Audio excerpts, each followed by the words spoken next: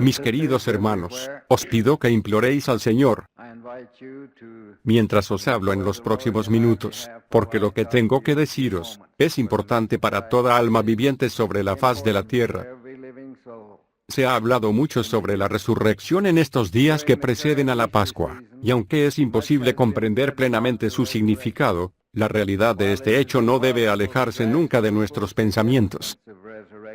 Pablo lo tomó como tema central del Evangelio de Jesucristo, cuando escribió a los Corintios. Si en esta vida solamente esperamos en Cristo, somos los más dignos de conmiseración de todos los hombres. Mas ahora Cristo ha resucitado de los muertos, primicia de los que durmieron es hecho. Porque por cuanto la muerte entró por un hombre, también por un hombre la resurrección de los muertos. Porque así como en Adán todos mueren, también en Cristo todos serán vivificados. Comencemos el análisis de esta gran declaración, con la frase por cuanto la muerte entró por un hombre. Por un hombre. ¿Qué es el hombre? Esta pregunta se ha repetido en todas las épocas. Job clamó en su tormento. ¿Qué es el hombre? Para que lo engrandezcas, y para que pongas sobre él tu corazón, y lo visites todas las mañanas, y todos los momentos lo pruebes. ¿Qué cosa es el hombre para que sea limpio, y para que se justifique el nacido de mujer? Y el salmista hace eco a estas preguntas. Digo, ¿qué es el hombre, para que tengas de él memoria, y el hijo del hombre, para que lo visites? Le has hecho poco menor que los ángeles, y lo coronaste de gloria y de honra. La respuesta que dan las Escrituras a esta pregunta es clara y firme. El hombre es hijo espiritual de Dios, cubierto con un tabernáculo mortal de carne y huesos. Esto está escrito en el registro de la creación. El libro de Génesis enseña que hubo una creación espiritual de la tierra y de todo lo que en ella hay, incluyendo al hombre, cuyo espíritu Dios creó a su imagen. A imagen de Dios lo creó, varón y hembra los creó. Y, no solamente el hombre, toda planta del campo antes que fuese en la tierra, y toda hierba del campo antes que naciese, porque Jehová Dios aún no había hecho llover sobre la tierra, ni había hombre para que labrase la tierra, sino que subía de la tierra un vapor, el cual regaba toda la faz de la tierra. Entonces Jehová Dios formó al hombre, o sea, su cuerpo físico, del polvo de la tierra, y sopló en su nariz aliento de vida, el espíritu, y fue el hombre un ser viviente. Esto está de acuerdo con la revelación moderna que afirma que el espíritu y el cuerpo son el alma del hombre. ¿Qué es la muerte? Es la separación del cuerpo y el espíritu. Cuando Adán y Eva fueron creados como almas vivientes, se les invistió con la facultad de vivir para siempre. Ellos eran puros, santos, sin pecado y dignos de gozar de la presencia del Padre. En realidad, Él los visitaba en el jardín de Edén, donde conversó con ellos y les dio instrucciones que necesitaban, pues en la transición que habían experimentado de espíritus a almas, habían perdido el recuerdo de sus experiencias pasadas. Entre esas instrucciones, el Señor le dijo a Adán: de todo árbol del huerto podrás comer, mas del árbol de la ciencia del bien y del mal no comerás, porque el día que de él comieres, ciertamente morirás. El tiempo no me permite extenderme en detalles, pero el hecho importante es que Adán y Eva, contrariando las instrucciones del Padre, comieron del fruto prohibido. Al hacerlo, dieron a su cuerpo una sustancia que les produjo un cambio tal que, a su debido tiempo, hizo que el espíritu y el cuerpo se separaran, o, podemos decir, que su alma muriera.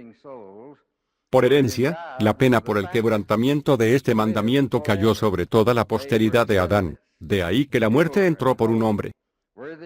Cuando llega el momento de morir, que ha de llegar a todos los seres vivos, el cuerpo retorna a la tierra y el espíritu al mundo espiritual. Separado de su cobertura mortal, el espíritu queda en un estado precario que el profeta Jacob describe con las siguientes palabras: porque he aquí, si la carne no se levantara más, nuestros espíritus quedarían sujetos a aquel ángel que cayó de la presencia del Dios eterno, y se convirtió en diablo, para no levantarse más. Y nuestros espíritus habrían llegado a ser como él. Y nosotros seríamos diablos, ángeles de un diablo, separados de la presencia de nuestro Dios para quedar con el Padre de las mentiras, en miseria como Él. Por lo tanto, para la futura felicidad del hombre, es imperativo que haya una redención de la muerte, o sea, una resurrección. Espíritu y elemento, inseparablemente unidos, reciben una plenitud de gozo. Y cuando están separados, el hombre no puede recibir la plenitud de gozo. Pero Dios, que todo lo sabe, previó este estado. Él sabía que la muerte abatiría a todo el género humano, porque Adán participó del fruto prohibido, y también sabía que hubiera sido injusto que el hombre sufriera para siempre por la muerte, de la cual no era responsable.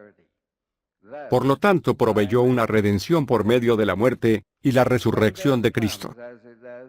Respecto a esto, declaró en una revelación moderna: ahora, de cierto os digo, que mediante la redención que se ha hecho por vosotros, se lleva a cabo la resurrección de los muertos.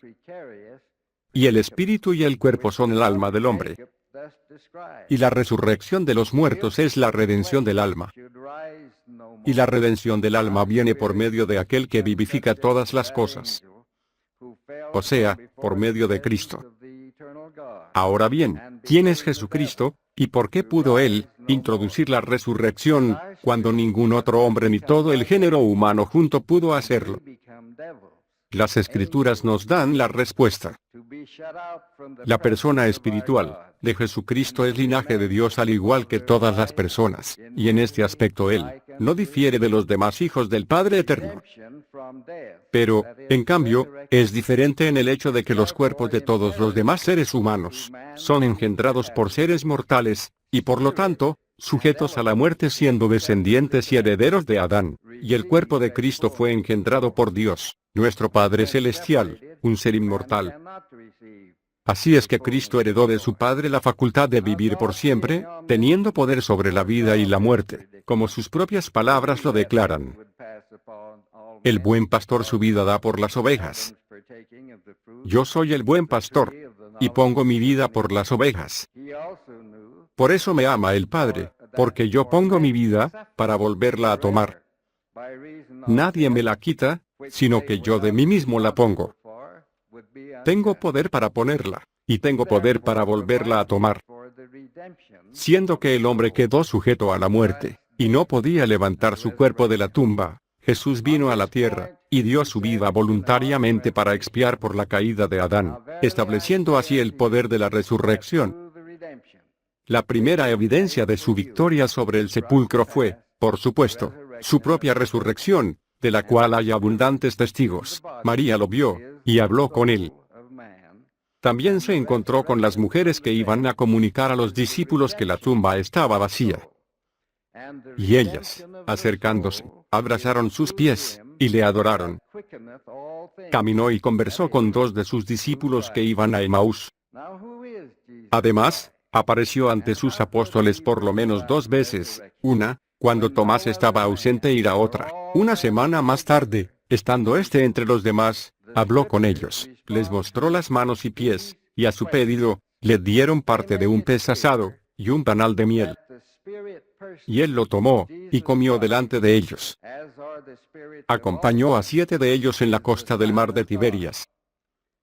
En una ocasión fue visto por más de 500 personas a la vez. Apareció a Cefas, a Jacobo y a Pablo. Y en el monte de Galilea mandó a los apóstoles a enseñar a todas las naciones. Finalmente, los sacó fuera hasta Betania, y alzando sus manos, los bendijo. Bendiciéndolos, se separó de ellos, y fue llevado arriba al cielo. Después de su corto ministerio como ser resucitado en la tierra de Jerusalén, visitó a los nefitas en América. Aunque el registro de la resurrección de Jesús es maravilloso e inspirador, la seguridad de que el poder de resucitar que él trajo consigo es universal, resulta de igual significado. Mateo informa que se abrieron los sepulcros, y muchos cuerpos de santos que habían dormido se levantaron, y saliendo de los sepulcros, vinieron a la santa ciudad, y aparecieron a muchos. Y Jesús mismo dijo durante su ministerio, porque vendrá hora cuando todos los que están en los sepulcros oirán su voz. Y los que hicieron lo bueno, saldrán a resurrección de vida, mas los que hicieron lo malo, a resurrección de condenación. Durante su ministerio en América, después de la resurrección, él dio énfasis a esta vital verdad de la resurrección universal, indicando a sus discípulos nefitas que insertaran en sus registros, lo cual no habían hecho, la profecía de Samuel sobre este tema, y su cumplimiento. La declaración omitida a la que él se refería, que era una de las señales de su crucifixión, era que se abrirán muchos sepulcros, y entregarán a gran número de sus muertos, y numerosos santos se aparecerán a muchos. Y sus discípulos le contestaron, y dijeron, sí, Señor, Samuel profetizó según tus palabras, y todas se cumplieron. Juan el Revelador concluye su relato de la visión de la resurrección, que ocurrirá al principio del milenio, y que no está muy lejos de nosotros, diciendo, y vivieron aquellos que hayan resucitado antes del milenio, y reinaron con Cristo 1000 años. Pero los otros muertos no volvieron a vivir, hasta que se cumplieron 1000 años. Esta es la primera resurrección. A la vez añadió, y vi a los muertos, grandes y pequeños, de pie ante Dios. Y el mar entregó los muertos que había en él, y la muerte, y el Hades entregaron los muertos que había en ellos, y fueron juzgados cada uno según sus obras. Y Amulek, hablando a Seezoom, le dijo, la muerte de Cristo desatará las ligaduras de esta muerte temporal para que todos se levanten de ella. El espíritu y el cuerpo serán reunidos otra vez en su perfecta forma. Los miembros así como las coyunturas se verán restablecidos a su propia forma. Esta restauración vendrá sobre todos, sean viejos o jóvenes, esclavos o libres, varones o hembras, malvados o justos. En esa forma se cumplirá la declaración de Pablo, porque por cuanto la muerte entró por un hombre, también por un hombre la resurrección de los muertos. Porque así como en Adán todos mueren, también en Cristo todos serán vivificados. Pero cada uno en su debido orden, Cristo, las primicias, luego los que son de Cristo, en su venida. En esta forma se asegura la inmortalidad al alma.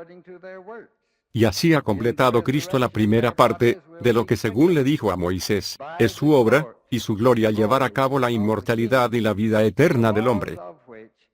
Es muy grande la deuda que tenemos hacia nuestro Redentor, por la resurrección. Pero esa no debe ser la meta final. Lograr la inmortalidad es uno de los requisitos para alcanzar la vida eterna, pero no es lo mismo. El término inmortalidad indica la duración de la vida, vida eterna indica la calidad de esta, o sea, la misma clase de vida que Dios tiene. En la vida venidera hay 3 reinos, con diferentes grados de gloria: el celestial, que es el más bajo, el terrestre, que es el intermedio, y el celestial, que es el grado de gloria de que disfrutan los dioses. Y cada uno de ellos es gobernado de acuerdo a las leyes. Los hombres serán juzgados en el mundo espiritual, y premiados según sus obras. En la resurrección, sus cuerpos serán vivificados, por la gloria del reino cuyas leyes hayan obedecido durante su vida mortal. El Evangelio de Jesucristo, como fue revelado, y enseñado por los profetas desde Adán, hasta el meridiano de los tiempos, y por Jesucristo, durante su ministerio mortal, y como fue restaurado en esta dispersación del cumplimiento de los tiempos. Evangelio que enseña, y administra con autoridad en todo el mundo, la Iglesia de Jesucristo de los santos de los últimos días, es la ley celestial que se aplica al hombre en la mortalidad. La obediencia a esta ley es un requisito para resucitar con un cuerpo celestial.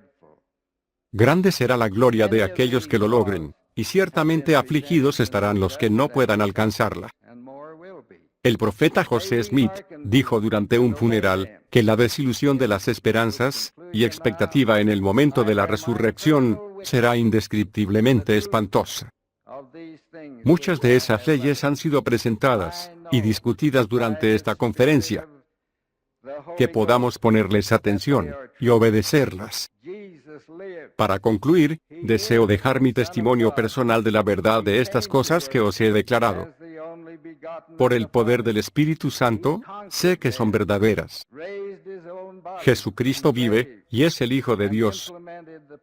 Él vino a la tierra como el unigénito del Padre, conquistó la muerte, levantó su propio cuerpo de la tumba, y estableció la resurrección para todos los seres humanos. Yo sé que por medio de su terrible sufrimiento en el jardín del Getsemaní, y durante la crucifixión, Él hizo posible, que mediante el arrepentimiento, y la obediencia a las leyes de su Evangelio, podamos todos levantarnos no solo a la inmortalidad, sino también a la vida eterna, que es el más grande de todos los dones de Dios. Y os dejo mi solemne testimonio, en el nombre de Jesucristo, amén. Amén.